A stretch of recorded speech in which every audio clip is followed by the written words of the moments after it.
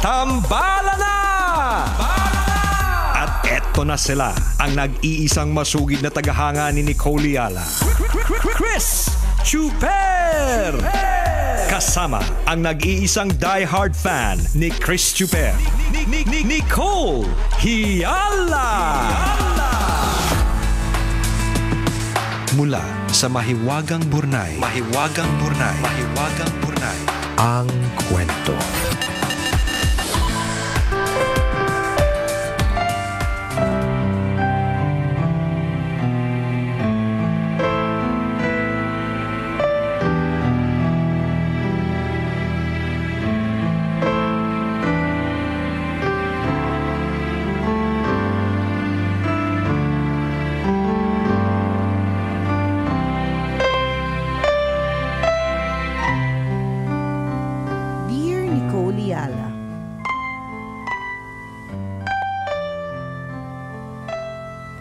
Ang lagay ba, ikaw lang ang puyat dahil nag-birthday ka kahapon? Ako din ay puyat, kaya wala tayong kwento for today. Ngayon ko lang na-realize, wala palang kwentong na-email today. Nakakaloka! So, ang sabi na Mahiwagang Burnay, ang lagay. Diba? Ang lagay, ikaw lang itong puyat. Diba? Siyempre, pwede ding mapuyat ako at hindi din mag-send ng kwento ng Mahiwagang Burnay. Ang lagay, kayo lang may karapatang magliwaliw. Yan. Ako walang karapatang mamahinga. Correct. I'm sorry, hindi ganon. Sabi mo na. Uma-attitude ngayon. Uma-attitude. So, wala palang kwento ng Mahiwagang Burnay. Kasi alam niyo po ba mga kabisyo, kung gaano po ka gaano po ka, anong tawag dito, ka raw? Yung reaction na gusto namin para sa kwento ng Mahiwagang Burnay. Ilawan na natin, Boyet. Bakit ba pag kwento ng Mahiwagang Burnay, dumidilim tayo? Nakikita daw tuloy yung mga Gusto ko malaman ko ba, anong punto ng pagdilim? Pag kwento na ng Mahiwagang Burnay, tapos didilim ako. Anong point ng Boyet? Paki-explain nga yung ibig sabihin. Para dramatic ng konti. Ganun ba? Hindi, nagdadrama yung open force ko. Nakikita ang mga hindi magandang nakaraan. Nakikita yung mga bakas ng mga chismis ng Kung FGM may katas ng nakalipas, ang tambalan may bakas. Chismis ng nakaraan.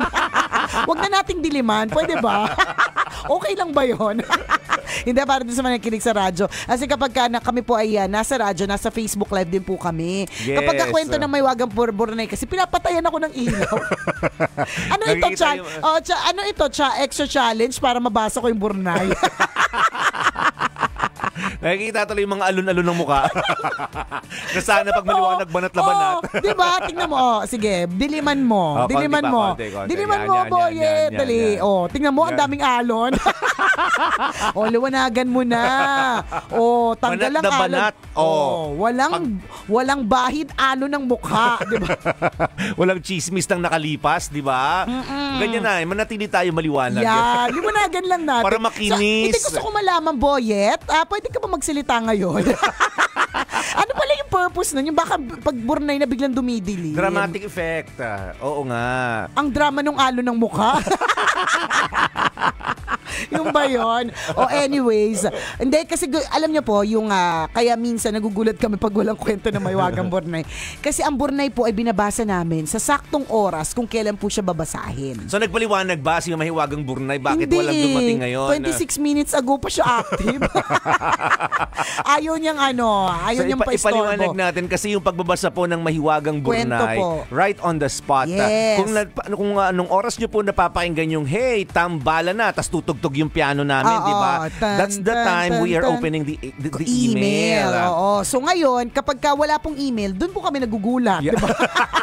Gusto naming ma-surprise kami sa kwento para yung reaction namin ni partner ay raw.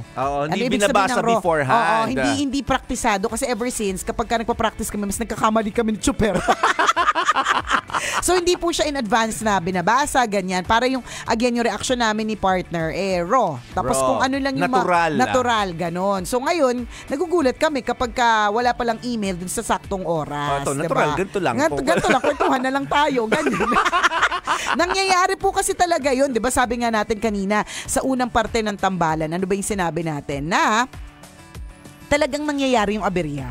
Yung akala mo parang everything is going on perfectly and smoothly, 'di ba? Tapos biglang boom.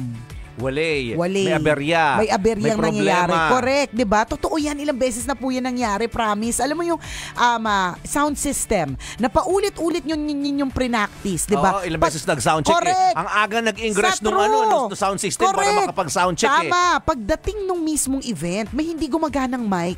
Sa hindi maintindihan kadahilanan, nangyayari po talaga yung mga ganyang klaseng aberya. Okay, may ibang mga boses na pumapasok, no? Yung boses ng floor director. Correct. Next. Nasaan yung kasunod? Tama. Totoo. Dinig ng buong audience. Alam mo, partner, nangyari yan sa akin sa isang hinustan ko na event. So, nag-practice kami para dun sa, kasi uso pa noon ang online na mga events. So, pre-practice namin yung Zoom sa tenga ko. 'Di ba sa earpiece ko, sa headset ko, yung suot ko, yung in-ear. Pre-practice talaga namin ng paulit-ulit. Nung mismong time of the show na, partner, ang dami, yan yung sinabi mo, partner, ang dami ko naririnig na boses. Para ko sinasapian. Ang dami. Lahat pala ng may lapel na pumapasok din sa tenga natin. Syempre ikaw bilang host, hindi naman sila yung kinakausap mo. Correct. Kinakausap mo yung audience. Tama. So nakakalito yun. Litong-lito talaga ako, promise. Ibang level yung kalituhan ko. yung instruction na akala mo sa'yo pero hindi pala. Hindi pala. Nakakaloka. Ibang level. So, nangyayari po talaga yung mga ganyang klase, mga eksena, mga kabisyo. 'Di ba? So, tulad nito, 'di ba, yung akala mo smoothly na tapos biglang, boom, walang kwento ng Bornay. Pero, hindi ito para ikasira ng araw mo. Totoo. 'Di ba? Hindi ito para maging dahilan kung bakit magmumukmuk ka, maglulupasay ka, 'di ba? Yung ganun. Nangyayari po talaga ang mga aberya. Nothing is perfect. May mga ganyan talagang klase mga eksena. Even trips. Kapag halimbawa, sino yung mga galing ng long weekend? Hindi ba't may mga iba po sa inyo nagplano ng bonggang-bongga, pagdating dun sa event walang suka. Sa napakaraming yung dalang chicharon. 'Di ba, nakalimutan yung suka? Alam mo 'yon? Okay, nagdala ng maraming suka, nakalimutan yung chicharon. Correct. O di naman kaya ito, nangyari to isang beses, partner, nung tayo napunta sa Makati, tapos nanlibre ako ng dinner, tapos KFC. So syempre lahat na iniintay yung KFC, dumating yung KFC, partner, walang gravy.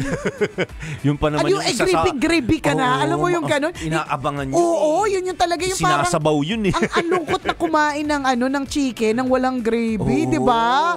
Alam mo naman tayo mga Pilipino, kaya nga nilagyan na tayo ng pump, 'di ba, sa labas ng sa resto.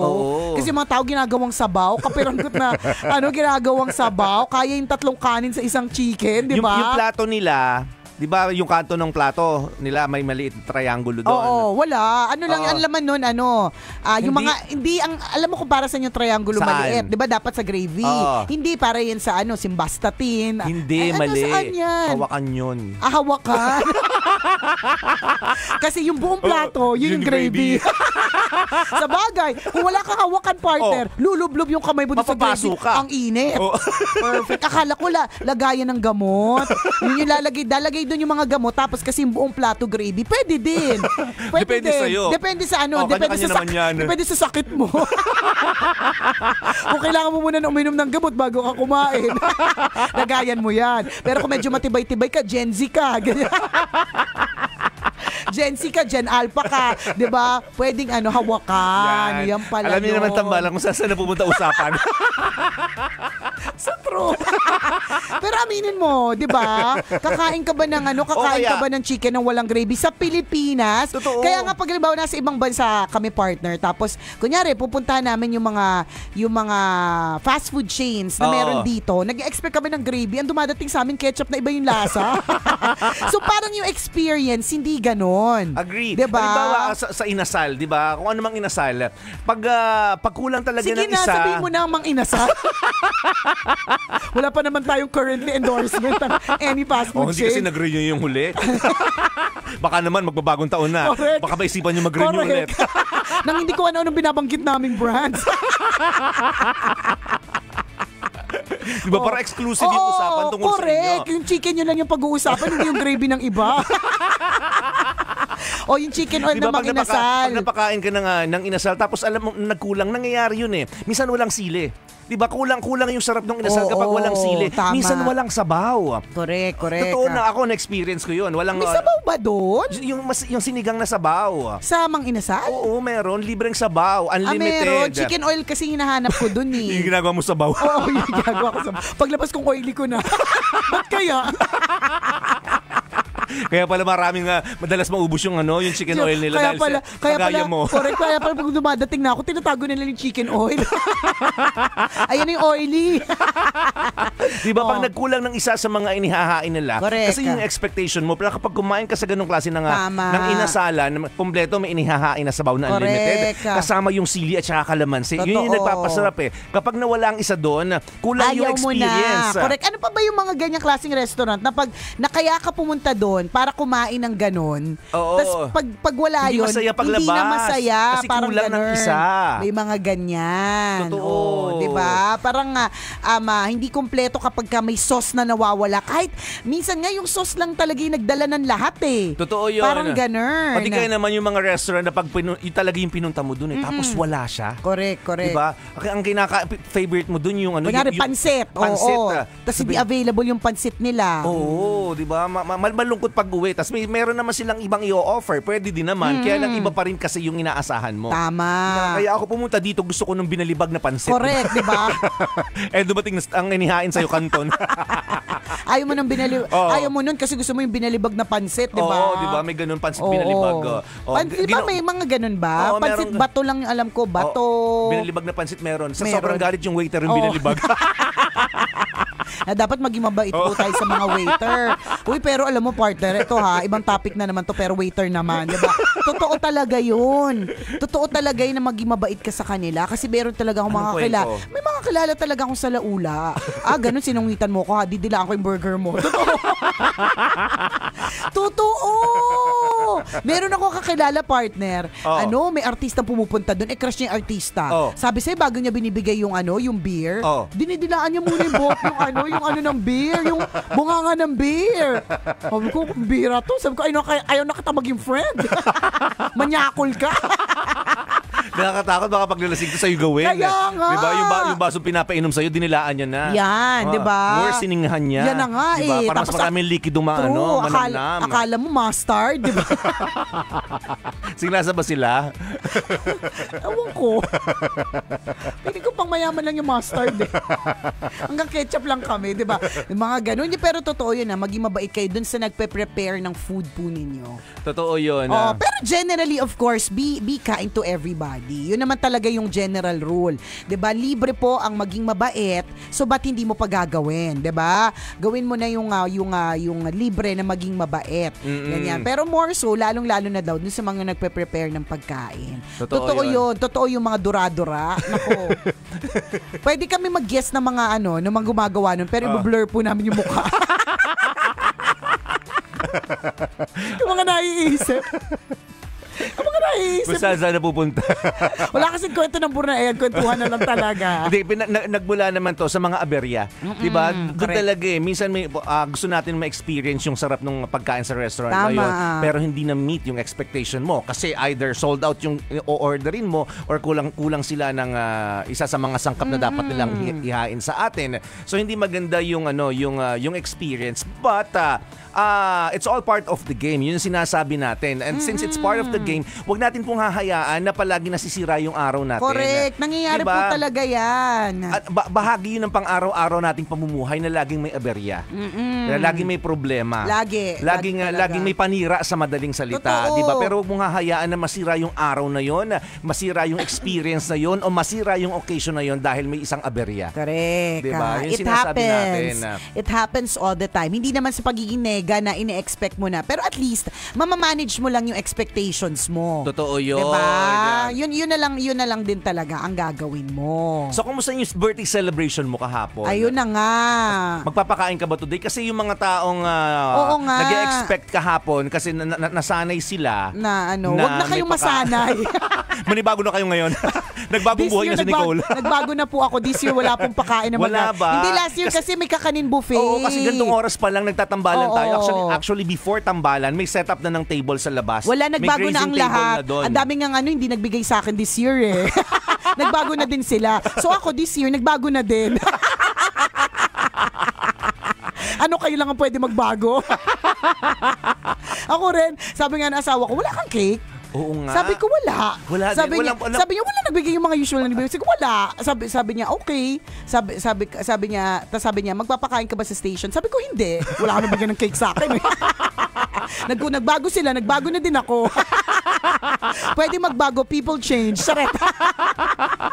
Ang lungkot tuloy ng lounge. Oo nga, lungkot. Walang laman. Para malungkot yung mga tao, nag-expect sila na may kainan dapat. Lahat Diba, nga ng lahat nga Oo. ng mga bumabati sa akin happy birthday. Sabi ko lang, thank you. This year, thank you lang. Ganon. At least, yung sinasabi natin, nabanggitan ni Nicole ngayon. Oo. At least wala ng expectation, di ba? Yun yung mga tinatawag nating aberya. Yung kung kailan ka hindi nagbaon kasi feeling mo may magpapakain sa office, di ba? Ayan. Di ba? Kailan ka hindi nagbaon, di ba? Saka wala nagpakain. Oo. Ganon. Aberya ang tawag dyan. Managing your expectation. Okay lang yan. Hindi para ikalungkot mo yan. Yan.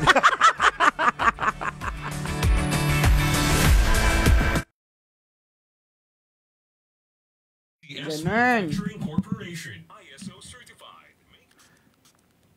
Minsan yung mga aberya talaga, sila Oo. sila yung anong tawag dito, kontrabida ng buhay Buhay, natin. Pero hindi correct. talaga sila mawawala.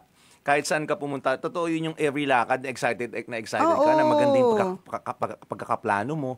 Bigla namang uulan ng sobrang lakas. Diba? Beach na beach ka na. Correct. Napipicture mo na yung sarili mo sa aurahan mo sa shore. Diba? Yung pagrampa mo sa dalampasigan, pagsakay mo ng glass boat. Yan. Tapos bigla namang bumubuhos ang ulan. True. 3 araw na sunod-sunod, malakas. Correct. Totoo Diba? yan. Kung kailan ang dami mong pinag-ipunan mo ang mga yung mga swimsuit, yung mga inisip mo na everyday, ano ba yung magiging OOTD ko dito sa beach. Tapos araw-araw dun sa 4 days na nandun ka dun, umuulan, di ba? Hindi ka pwedeng mag-outfit kasi pupulmonyahin ka. So nakabalabal ka. Yung mga ganong klaseng aberya, tsaka tama ka dun sa Diba? Ay, may alay. Speaking Ayan na po yung Kanino yan bilis. Kanino to galing? Ay, Miss Cherry ha. Iba ka na talaga, Miss Cherry. Thank you. Ito na ha, may kakainin na tayo, guys. Yes, sa atin yung puto.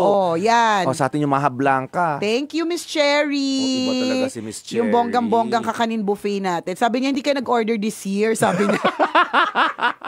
Nagpaparamdam ito, nandito pa kami. Sabi niya, buhay pa yung business namin. Makita natin, syempre, yung favorite nating kakanin buffet. O, di ba? Oo Puto mo, nga. yan. Nagpaano kasi ako last year Pa-buffet Ganun ng kakanin. talaga. Ang pagkain po ay depende po sa budget, di ba?